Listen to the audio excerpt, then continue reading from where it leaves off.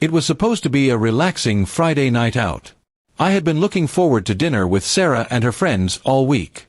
We'd been dating for almost a year, and although I'd met her friends before, this was the first time we were all going out together without any other distractions. I wanted to make a good impression, not just for Sarah's sake, but because I genuinely hoped to be part of her social circle. Little did I know, the night would turn into one of the most uncomfortable experiences of my life. The evening started off fine. We met at a trendy little restaurant downtown, the kind with dim lighting, warm music, and perfectly plated food.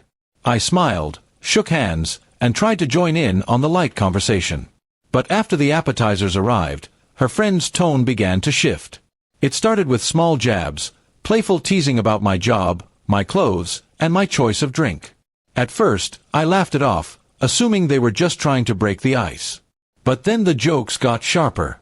One of her friends made a snide remark about my car, calling it cute in a struggling artist kind of way. Another chimed in, asking if I was saving up for a real one. Sarah laughed along with them, which stung more than I expected.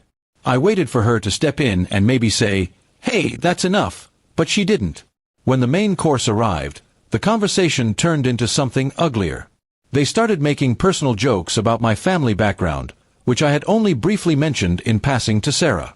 I felt my face heat up, not out of embarrassment but from a slow, creeping anger. I caught Sarah's eye, silently asking her to step in.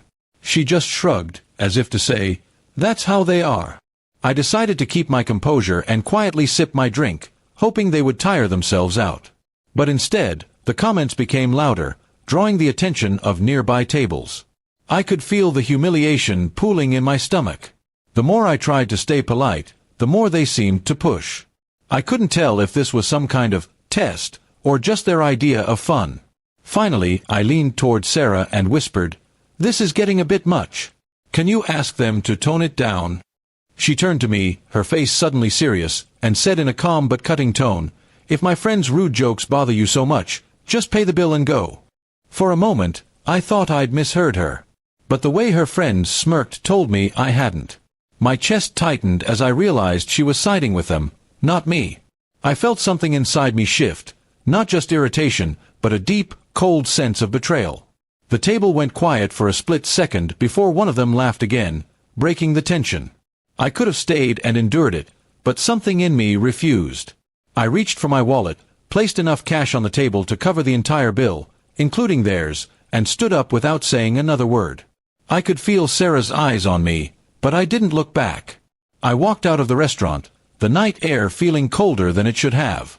My hands were trembling, not from anger alone, but from the sharp clarity that this relationship had just ended in a single sentence. By the time I got to my car, my phone buzzed with a message from her, asterisk, "Wow, can't believe you just walked out like that. Over a few jokes." Asterisk. I stared at the screen, my thumb hovering over the keyboard. I wanted to explain how humiliating it had been, how I'd expected her to have my back. But then I realized, if she couldn't see it already, nothing I said would matter. I didn't reply. Instead, I started the engine and drove home, each mile putting more distance between me and the people who thought tearing someone down was entertainment. Later that night, I lay in bed replaying everything in my mind. I thought about the way her friends had looked at me, the way she had laughed along, and the moment her words sealed it all. Relationships, I realized, aren't just about two people liking each other. They're about mutual respect, and once that's gone, there's nothing left to build on. Days passed without another word from either of us. I didn't block her, but I didn't reach out either. Her silence was an answer in itself. I figured she was waiting for me to apologize, but in my heart, I knew I had nothing to apologize for. A week later, a friend asked why Sarah and I had broken up. I told him the truth in one sentence. She told me to pay the bill and leave because I didn't laugh at her friend's insults. He raised an eyebrow and simply said, "Then you dodged a bullet." And for the first time since that night, I smiled. Looking back now, I'm almost grateful it happened. It showed me exactly where I stood in her life, not as an equal, not as someone worth defending, but as a punchline. And I refuse to be anyone's punchline ever again.